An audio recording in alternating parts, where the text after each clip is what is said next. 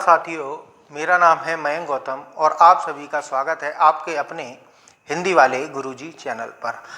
आज जो हमारा टॉपिक है वो है हिंदी का व्याकरण। ठीक, हिंदी के व्याकरण को जानने से पहले हमको ये जानना आवश्यक है कि इस व्याकरण शब्द का अर्थ क्या है। ठीक, व्याकरण शब्द की यदि बात करी जाए तो ये 3 शब्दों से मिलकर बना है, वी धन आ धन करण। ठीक, जिसका अर्थ होता है भली भांति समझना। क्या होता है? भली भांति समझना। किसे समझना? किसे समझना? भाषा को समझना। बात समझ में आ रही है? व्याकरण क्या होता है? व्याकरण का अर्थ है भली भांति समझना। किसको समझना? भाषा को। अर्थात भाषा को भली भांति समझने के लिए हमें जिसकी आवश्यकता होती है वही क्या है? व्याकरण है। ठीक, अब इसकी थोड़ी सी परिभाषा के ऊपर बात कर लेते हैं। सबसे पहले हम लेके चलते हैं संस्कृत के आधार पर। संस्कृत के आधार पर व्याकरोति भाषामिति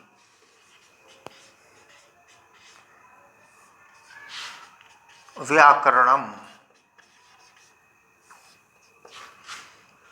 व्याकरोति भाषामिति व्याकरणम अर्थात जो भाषा को विश्लेषित करे। क्या करे? विश्लेषित करे। विश्लेषित का मतलब विश्लेषण करना। विश्लेषण मतलब अलग अलग करके उसको समझाना। अर्थात व्याकरण करता क्या है? भाषा को भली भांति हमको समझाता है, तो उसी को हम क्या कहते हैं? व्याकरण कहते हैं। अब बात करते हैं हिंदी के आधार पर परिभाषा क्या बनेगी। देखिए, हिंदी के आधार पर अगर हम बात करें तो किसी भाषा के लिखने व बोलने, देखिए लिखने व बोलने के नियमों की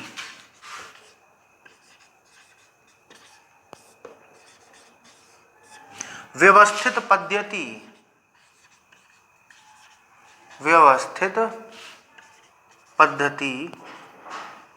हाँ पद्धति वैसे भी लिख सकते थे,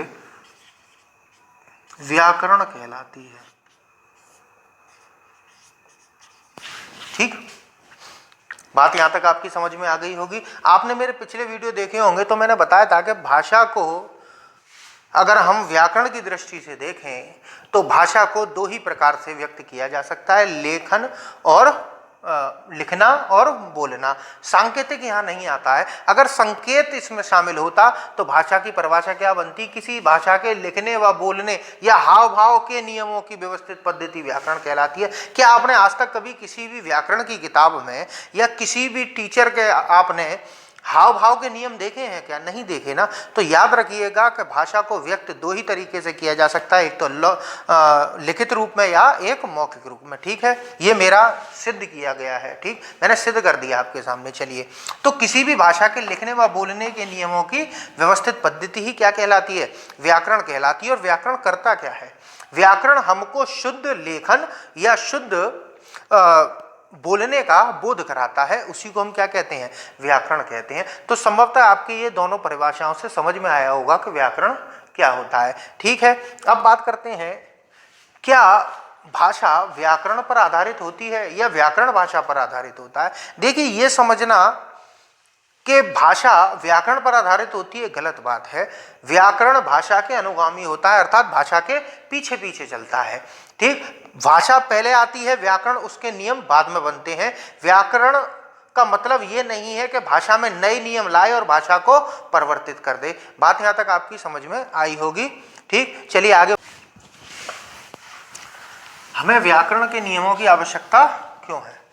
ठीक, व्याकरण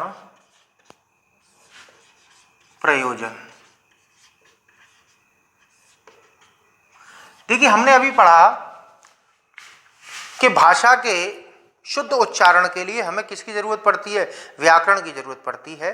ठीक, शुद्ध लिखने के लिए या शुद्ध बोलने के लिए हमें व्याकरण की आवश्यकता पड़ती है। ठीक, लेकिन भाषा को सीखने के लिए व्याकरण की आवश्यकता पड़ती है, ये थोड़ा सा समझना पड़ेगा। देखिए, किसी भी भाषा को अगर आपको सीखना है तो आवश्यकता नहीं है आपको कि व्याकरण आप सीखें। जैसे अगर आपको कोई भाषा, जैसे आपको मराठी भाषा सीखनी है तो आप मराठी भाषा के क्षेत्र में जाइए जिस स्थान पर वो बोली जा रही है। जैसे महाराष्ट्र में आप जाकर रहने लगेंगे तो कुछ दिन आप अगर वहाँ पर रहोगे तो उस भाषा को अच्छी तरीके से सीख जाओगे, ज़्यादा समय भी नहीं लगेगा और आराम से आप उस भाषा को सीख जाओगे। तो क्या आपको आवश्यकता पड़ी व्याकरण की? नहीं। अब जैसे एक मातृभाषा अपनी बोलने वाला कोई व्यक्ति है, वो अगर अनपढ़ भी है फिर भी वो भाषा को अच्छी तरीके से बोल लेता है, क्या उसने व्याकरण पढ़ा है? नहीं पढ़ा है। तो व्याकरण की आवश्यकता क्या है? व्याकरण की आवश्यकता है कि व्याकरण के प्रयोग से, व्याकरण के जब प्रयोग किया जाता है या व्याकरण के नियमों से अनुशासित होने पर भाषा के रूपों में स्थिरता आती है, शुद्धता आती है और क्या बोलते हैं उसे, समानता आती है। बात समझ में आ गया कि व्याकरण की हमें आवश्यकता क्यों है? कि जब व्याकरण के नियमों से भाषा को अनुशासित किया जाता है तो उसमें एक स्थिरता दिखाई देती है, समानता आ जाती है और उसमें शुद्धता बनी रहती है। तो व्याकरण का ये प्रयोजन है। अब इसको आम भाषा में समझिए, व्याकरण की आवश्यकता क्यों है। ठीक, व्याकरण की आवश्यकता आपके लिए क्यों है? आप ये देखिए, आप भी हिंदी अच्छी खासी बोल लेते हैं, बहुत से लोग हिंदी पढ़ के भी आए हैं, 6, 7, 8, 9, 10, 11वीं 12वीं तक आपने बहुत अच्छी तरीके से हिंदी पढ़ी है, फिर आप हिंदी व्याकरण मुझसे क्यों पढ़ रहे हो? आप किसी कोचिंग सेंटर में जाकर हिंदी व्याकरण क्यों पढ़ रहे हो? हिंदी तो आप बोल ही लेते हो, फिर क्या जरूरत है आपको व्याकरण की, या क्या जरूरत है आपको इसको पढ़ने की? असल में है क्या है कि जब भी आप कोई प्रशासनिक कार्य करेंगे या व्यापार करेंगे या कोई भी ऐसा कार्य करेंगे जहां शुद्ध भाषा की आवश्यकता पड़ती है, तब आपको व्याकरण की आवश्यकता होगी। ठीक, प्रशासनिक कार्य करने के लिए आपको शुद्ध लेखन आना चाहिए, शुद्ध वाचन आना चाहिए, तभी आप की परीक्षा में व्याकरण या हिंदी शामिल करी जाती है। ठीक, हिंदी तो आपकी भाषा है, फिर क्यों परीक्षा में दी जाती है? इसीलिए दी जाती है जिससे ये पता लगाया जा सके कि आपको हिंदी अच्छी तरीके से शुद्ध लेखन या वाचन आता है या नहीं आता है। ठीक, ये तो है व्याकरण प्रयोजन, अर्थात हमें व्याकरण की आवश्यकता क्यों है। अब बात करते हैं व्याकरण की क्या नहीं करता व्याकरण। ठीक, तो व्याकरण की सीमा क्या है? व्याकरण क्या नहीं कर सकता? ठीक, व्याकरण क्या नहीं कर सकता? देखिए, व्याकरण आपके विचारों को नहीं बदल सकता। ठीक, व्याकरण का अध्ययन कर लेने से आप ये समझने लगो कि आप बहुत अच्छे वक्ता बन जाओ, बहुत अच्छे लेखक बन जाओ। ठीक, बहुत से लोग मुझसे भी कहते हैं कि अरे सर जी, अरे गुरु जी, आप तो हिंदी व्याकरण जानते हैं, तो आप तो बहुत अच्छी अच्छी कविता सुना सकते हो, आप तो बहुत अच्छी अच्छी कविता लिख सकते हो, आप चाहो तो उपन्यास लिखो गुरुजी, एक कोई कहानी लिखकर हमें दे दो गुरुजी, ऐसा कर दो गुरुजी, वैसा कर दो गुरुजी। तो याद रखिएगा कि लेखक बनना, कवि बनना का कोई संबंध नहीं है व्याकरण से। ठीक, जरूरी है कि उनको व्याकरण आता है, व्याकरण का उनको ज्ञान होता है, मैं ये नहीं कह रहा हूं, लेकिन व्याकरण का ज्ञान कर लेने से ही कि आप बहुत अच्छे कवि बन जाएंगे या बहुत अच्छे लेखक बन जाएंगे, तो वो नहीं है। व्याकरण के द्वारा भाषा के नियमों को समझा जा सकता है। ठीक, व्याकरण के नियमों को समझा जा सकता है, आपके विचारों की शुद्धता और विचारों में जो गंभीरता होती है उसको नहीं समझा जा सकता। व्याकरण का ये सीमा है। ठीक, और देखिए समझिए, जैसे भाषा सीखने के लिए हमें व्याकरण की आवश्यकता होती है, नहीं होती, ये बात हमने अभी थोड़ी देर पहले बात बताई थी। असल में कोई मृत भाषा या अप्रचलित भाषा हो, जैसे संस्कृत भाषा है, अभी संस्कृत भाषा कहीं नहीं बोली जाती, लेकिन अगर हमारे मन में आए कि हमको संस्कृत भाषा बोलनी है तो हम क्या करेंगे? तो हम इसके व्याकरण की किताब लाएंगे और व्याकरण की किताब लाकर इस किताब से इसको संस्कृत को पढ़ेंगे। एक दिन ऐसा आएगा कि संस्कृत का हमको ज्ञान हो जाएगा और हम संस्कृत में ही बातचीत आगे बढ़ा सकते हैं, तब वहां पर जाकर हम इस व्याकरण का प्रयोग कर सकते हैं। लेकिन मातृभाषा के व्याकरण की आवश्यकता पड़े, वो कोई ज्यादा संभव नहीं है। ठीक, चलिए आगे बढ़ते हैं। अब बात करते हैं व्याकरण के इतिहास की। देखिए, अगर मैं संस्कृत के व्याकरण की बात करूं तो संस्कृत का जो व्याकरण था वो पाणिनि जी ने सबसे पहले लिखा था, और उन्होंने उसी समय पर इतना व्यवस्थित और प्रमाणित व्याकरण लिख दिया कि उसके बाद संभवतः आज तक कोई नवीन नियमों को लेकर संस्कृत का व्याकरण नहीं आया है।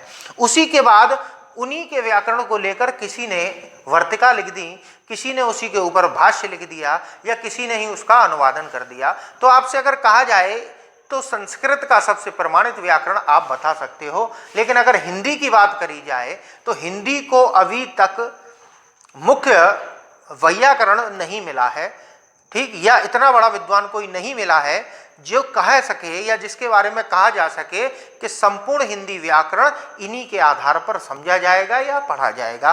बात यहाँ तक मेरी हो गई। पहले से ही हिंदी व्याकरण बहुत लिखा जा रहा था, लेकिन मेरे आपको बताया था कि हिंदी जो भाषा थी, इतिहास, हिंदी के इतिहास में मैंने आपको बताया था कि हिंदी जो भाषा थी वो उर्दू से मिलकर चली आ रही थी, जिसको हिंदवी कहा जाता था। ठीक है, हिंदी को लेकर व्याकरण लिखने का सबसे पहले काम अंग्रेजों ने ही किया। हिंदी भाषा को पढ़कर उसका व्याकरण लिखने की कोशिश करी। तो देखिए, सबसे पहला प्रयास किया था, करने को तो बहुत से लोगों ने प्रयास किया था, लेकिन जो माना जाता है मैं वही बताऊंगा। देखिए, 1715 ईस्वी में एक जोहानस जोशुआ केटलर थे। देखिए, ये ईस्वी जो है ये 1715, ये आ तो भारत में बहुत पहले गए थे। ये जो थे, ये डच ईस्ट इंडिया कंपनी जो थी उसके एक कर्मचारी थे।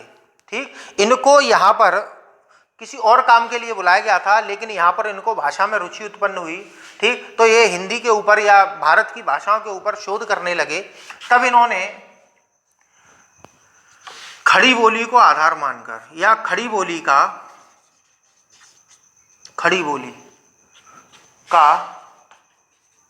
पहला व्याकरण लिखा।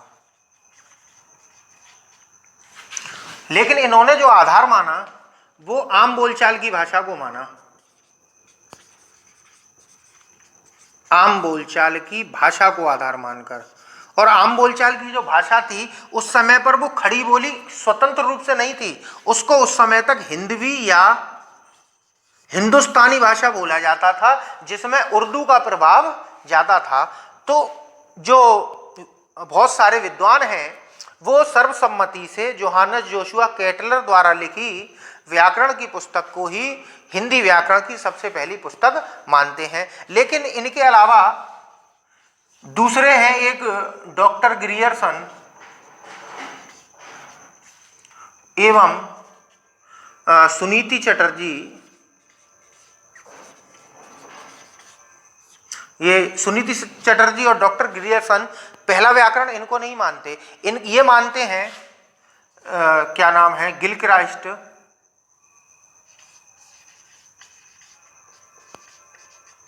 गिलक्राइस्ट के द्वारा लिखे हुए हिंदुस्तानी ग्रामर को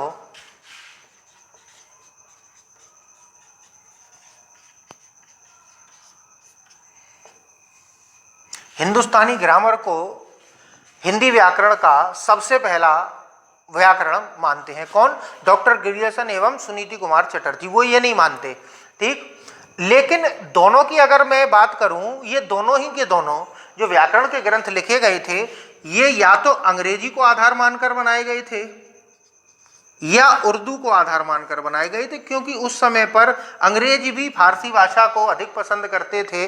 तो उर्दू क्या थी? उर्दू खड़ी बोली से ही निकली है, या कहा जाए हिंदवी के दो रूप हो गए, एक खड़ी बोली बन गई या खड़ी बोली मतलब हिंदी बन गई और एक उर्दू बन गई।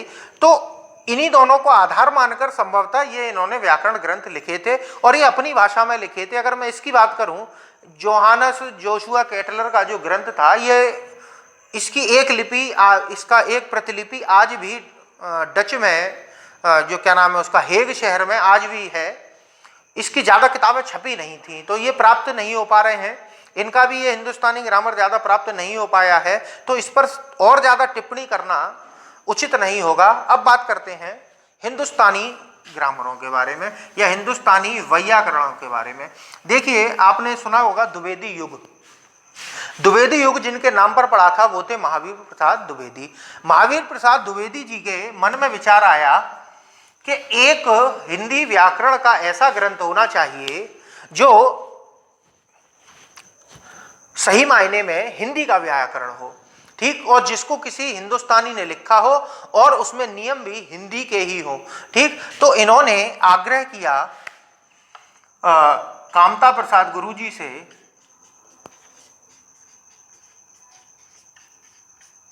कामता प्रसाद गुरुजी से, ये गुरु इनका उपनाम है, कि आप हिंदी व्याकरण का ग्रंथ लिखिए, ठीक। तो कामता प्रसाद गुरुजी ही क्यों उन्होंने चुने, क्योंकि उस समय पर ये शोध कर रहे थे या इनको बहुत ज्ञान था, हिंदी व्याकरण के बहुत सारे इन्होंने ग्रंथ भी पढ़ रखे थे। तो इन्होंने कहा कि आप हिंदी व्याकरण, और ये पहले से ही काम उस पर कर रहे थे हिंदी व्याकरण के ऊपर। तो उनके कहने पर कामता प्रसाद गुरुजी ने 1920 में हिंदी व्याकरण नामक एक ग्रंथ लिखा। इसको मैं ग्रंथ क्यों कह रहा हूं, पुस्तक क्यों नहीं कह रहा, क्योंकि सर्वमान्य तौर पर इसे सबसे ज्यादा प्रमाणित माना गया और सर्वसम्मति से इसे स्वीकार कर लिया गया। एक कामता प्रसाद गुरुजी की किताब में एक बात इन्होंने कही है कि इन्होंने एक बैठक बुलाई थी, ठीक, बहुत बड़े बड़े जो लोग थे, लेखक थे, उनको बुलाया था, जिसमें महावीर प्रसाद द्विवेदी जी भी थे, आपके रामचंद्र शुक्ल जी भी थे, अंबिका प्रसाद जी भी थे, और भी कई लोग थे। इन सबको इन्होंने ये अपनी किताब दिखाई और इन सभी ने इनकी किताब को प्रमाणित मान लिया और इसी को हिंदी की मानक किताब कह दिया गया, या हिंदी व्याकरण की मानक किताब कह दिया गया। किसको? कामता प्रसाद गुरुजी की हिंदी व्याकरण किताब को। और तभी से इनको हिंदी का पाणिनि कहा जाने लगा। क्या कहा जाने लगा?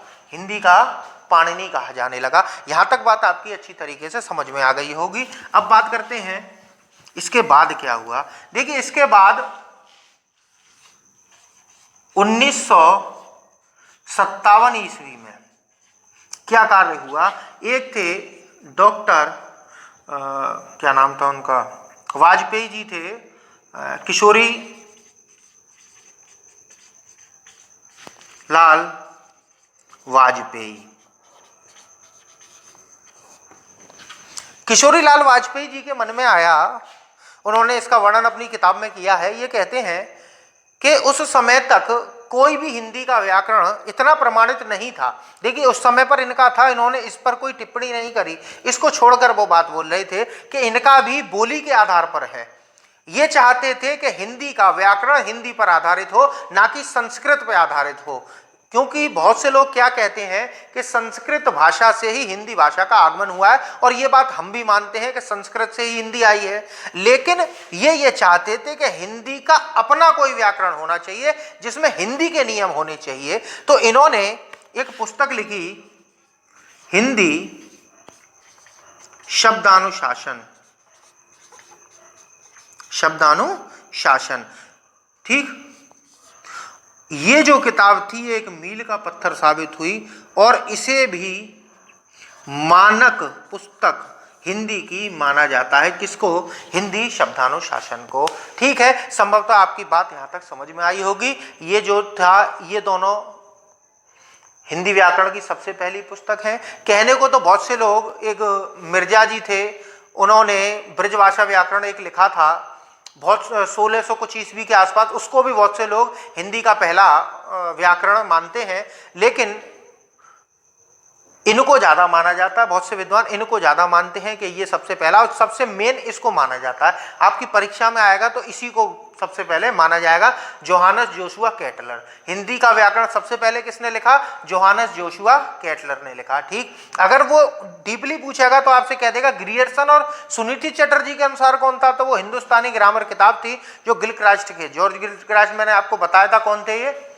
ठीक, अब बात करते हैं कि सबसे प्रमाणित कामता प्रसाद गुरुजी का हिंदी व्याकरण है। ऐसी बात नहीं है, इसके बाद में भी बहुत सारे व्याकरण आए। ठीक है, इसके बाद में बहुत सारे व्याकरण आए और उन्होंने इसके ऊपर बहुत चर्चा भी करी। ठीक, एक वासुदेव नंदन प्रसाद जी हैं, उनकी आती है आधुनिक हिंदी एवं आधुनिक हिंदी व्याकरण एवं रचना किताब आती है, वो पटना से प्रकाशित होती थी। संभवतः उन्होंने 1959 ईस्वी में अपनी पुस्तक लिखी थी, आधुनिक हिंदी व्याकरण एवं रचना। ये सभी किताबें मैंने पढ़ रखी हैं, इनको छोड़कर। ये नहीं, इनका तो मुझे प्राप्ति भी नहीं हो पाई। ये सभी किताबें मैंने अच्छी तरीके से पढ़ रखी हैं और मेरे पास भी हैं। और मैं जो भी आपको पढ़ाता हूँ या जो भी आपको पढ़ाऊँगा, तो ये मेरे बेस हैं, अर्थात इन्हीं के आधार पर या इन्हीं को बेस मानकर मैं आपको हिंदी व्याकरण पढ़ाऊँगा। ठीक है, चलिए आगे बढ़ते हैं। हमने व्याकरण के बारे में आज व्याकरण की परिभाषा सीखी, व्याकरण का प्रयोजन सीखा, व्याकरण की सीमाएं तक देखी। अब बात करते हैं कि व्याकरण में हमको पढ़ना क्या क्या है। देखिए, संपूर्ण व्याकरण केवल 3 तत्वों पर आधारित है। पूरा का पूरा व्याकरण 3 तत्वों पर आधारित है। पहला है वर्ण विचार, दूसरा है शब्द विचार, ठीक, इसको शब्द विचार, और तीसरा है वाक्य विचार। ठीक, कहने का मतलब यह है कि व्याकरण का जो हम अध्ययन करेंगे वो वर्ण से शुरू होगा और वाक्य पर जाके समाप्त हो जाएगा। बात आपकी समझ में आई? वर्ण विचार में हम क्या क्या पढ़ेंगे? हम ध्वनि पढ़ेंगे, हम वर्ण पढ़ेंगे, हम स्वनिम पढ़ेंगे, अक्षर पढ़ेंगे, ये इसी के अंतर्गत आते हैं। इनके नियम, उच्चारण, बाकी की सभी चीजें। शब्द विचार में हम शब्दांश पढ़ेंगे, रूप पढ़ेंगे, शब्द पढ़ेंगे, ये सभी आपको मैं पढ़ाऊंगा। वाक्य विचार में हम क्या पढ़ेंगे? वाक्य विन्यास भी बोलते हैं इसको, वाक्य विन्यास। इसके अंतर्गत हम वाक्य पढ़ेंगे, उपवाक्य पढ़ेंगे, वाक्यांश पढ़ेंगे, आदि चीजें हम यहां पर पढ़ेंगे। तो सीधी सी बात है कि व्याकरण वर्ण से शुरू होता है और वाक्य पर जाकर समाप्त हो जाता है। यानी कि व्याकरण का काम इतना है कि वाक्य बनाकर छोड़ दे। अब इस वाक्य से आप चाहे कविता लिखो, चाहे कहानी लिखो, चाहे पत्र लिखो, चाहे कुछ भी लिखो, यहां तक नियम हमारे द्वारा, अर्थात कहां के द्वारा? व्याकरण के द्वारा चलेंगे। ठीक है, अब मैं आपको कुछ 4-5 पॉइंट देता हूं जो पेपर में पूछे जाते हैं और आपके निश्चित तौर पर गलत होते हैं। क्यों? क्योंकि हम थोड़े से कंफ्यूज हो जाते हैं, अर्थात भ्रम में पड़ जाते हैं। ठीक है, मैं लिख रहा हूं उनको। ठीक, हाँ जी, चलिए अब इन पर हम चर्चा करते हैं। देखिए, पहला क्या है? वर्ण या ध्वनि से संबंधित महत्वपूर्ण बिंदुओं पर हम चर्चा करते हैं। भाषा की सबसे छोटी या लघुत्तम इकाई, लघुत्तम अर्थात लघुत्तम कह लो चाहे सबसे छोटी कह लो, क्या इकाई होती है? मैं आपको यहाँ 4 ऑप्शन देता हूं। ठीक, पहला है वर्ण, दूसरा है ध्वनि, तीसरा है अक्षर और चौथा है शब्द। अब लगाइए आप ऑप्शन क्या लगाएंगे। ठीक है, भाषा की सबसे छोटी लघुत्तम इकाई, भाषा की सबसे छोटी लघुत्तम इकाई होती है ध्वनि। तो इसका ऑप्शन क्या सही हो जाएगा? ध्वनि। ठीक है, अगर ऑप्शन में ध्वनि नहीं है तो फिर हम किसको लगाएंगे? वर्ण। और हिंदी वर्णमाला में वर्ण और अक्षर एक ही चीज को कहा जाता है, तो हम फिर अक्षर को लगाएंगे। यानी कि सीधी सी बात है कि अगर हमको लगाना है तो सबसे पहले हम ध्वनि को लगाएंगे। अगर ध्वनि ऑप्शन में नहीं है तो वर्ण को लगाएंगे, और वर्ण भी ऑप्शन में नहीं है तो हम अक्षर को लगाएंगे। ठीक है, क्योंकि ध्वनि का ही लिखित रूप वर्ण कहलाता है। ठीक, बात करते हैं आगे। भाषा की सबसे छोटी, या मैंने ये लगा दिया है, सबसे छोटी लिखित इकाई। अगर लिखित इकाई की बात हो गई तो ध्वनि को तो बोला जाता है, तो यहाँ पर क्या हो जाएगा? वर्ण हो जाएगा। यहाँ पर अगर आप ध्वनि लगाए आए तो आपका प्रश्न गलत हो जाएगा। इन्हीं 4 ऑप्शन के आधार पर मैं बात करूंगा। ठीक, अगर आपने यहाँ पर ध्वनि लगा दिया तो आपका प्रश्न गलत हो जाएगा। अब बात करते हैं भाषा की सबसे छोटी सार्थक इकाई। सार्थक अर्थ सहित, अर्थवान, अर्थ प्रदान करने वाली। तो देखिए, क्या वर्ण अर्थ प्रदान करते हैं? जैसे मैंने ये लिख दिया क या मैंने लिख दिया अ, क्या ये अर्थ प्रदान कर रहे हैं? नहीं है। ठीक, लेकिन मैं अगर मिला दूं वर्णों को तो वो आपको अर्थ प्रदान करने लग जाएंगे। तो हम सीधी सी बात है, भाषा की सबसे छोटी सार्थक इकाई किसको लगाएंगे? शब्द को लगाएंगे और शब्द के स्थान पर आपको वो रूप शब्द भी दे सकता है। रूप भी शब्द ही को ही बोला जाता है। ठीक, अर्थ। अब ये जो प्रश्न है तीसरा, इसी को घुमा के पूछ लिया है चौथे पर। अर्थ के आधार पर भाषा की लघुत्तम इकाई। अर्थ के आधार पर यानी कि वही सार्थक मतलब अर्थ सहित। तो अर्थ के आधार पर भाषा की लघुत्तम इकाई क्या हो जाएगी? यही दोनों हो जाएंगे, शब्द या रूप। शब्द या रूप। ठीक, अब बात करते हैं भाषा की आरंभिक इकाई। ठीक, भाषा की आरंभिक अर्थात भाषा कहां से शुरू होती है? तो भाषा वर्ण से शुरू, भाषा का व्याकरण वर्ण से शुरू होता है, लेकिन भाषा बोलना कहां से शुरू होती है? जब आप वाक्य बोलोगे तभी तो अच्छी तरीके से किसी को समझा पाओगे। शब्द से थोड़ा नहीं समझा सकते हो किसी को। आपने बोल दिया किसी के सामने जाके आम, तो क्या वो आम क्या करे, क्या बताए उसके बारे में? तो सीधी सी बात है, भाषा की आरंभिक इकाई क्या होगी? वाक्य। भाषा की सबसे बड़ी इकाई, भाषा की सबसे बड़ी इकाई ऑप्शन में अगर दूं आपको तो देखिए, वाक्य, निबंध, महाकाव्य, ठीक, या उपन्यास। क्या लगाओगे? बहुत से लोग लगाए आएंगे महाकाव्य तो बहुत बड़ा होता है भाई, भाषा की सबसे बड़ी इकाई हो गई।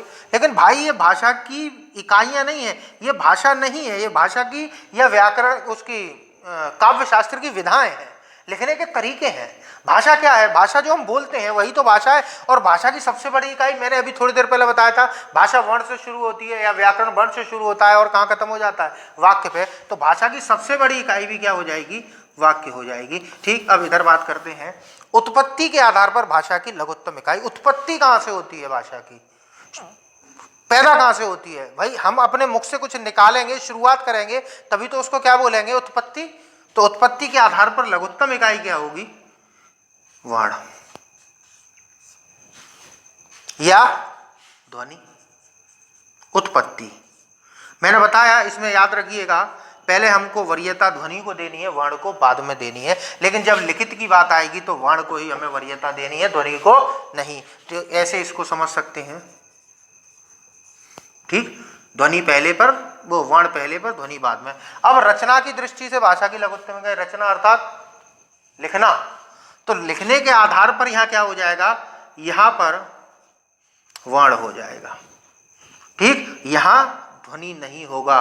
क्यों नहीं होगा? क्योंकि ध्वनि को हम लिखते नहीं है। हम जो लिखते हैं वो वर्ण है। ध्वनि केवल बोली जाती है और वर्ण लिखा जाता है। ध्वनि का ही लिखित रूप वर्ण कहलाता है। अब वर्ण क्या होता है, ध्वनि क्या होती है, अक्षर क्या होता है, इसके बारे में हम विस्तृत अध्ययन करेंगे अपने अगले वीडियो में। तो आप देखना ना भूलें मेरा अगला वीडियो, जिसमें वर्ण, अक्षर और ध्वनि पर विस्तृत चर्चा की जाएगी। और संभवतः YouTube पर या आपने आज तक इतनी अच्छी तरीके से ध्वनि, अक्षर और वर्ण को नहीं समझा होगा। इनमें क्या अंतर है वो मैं आपको समझाऊंगा। आशा करता हूं मेरा आज का वीडियो आपको पसंद आया होगा। ठीक है, मिलते हैं आपसे अगले वीडियो में, तब तक के लिए नमस्कार।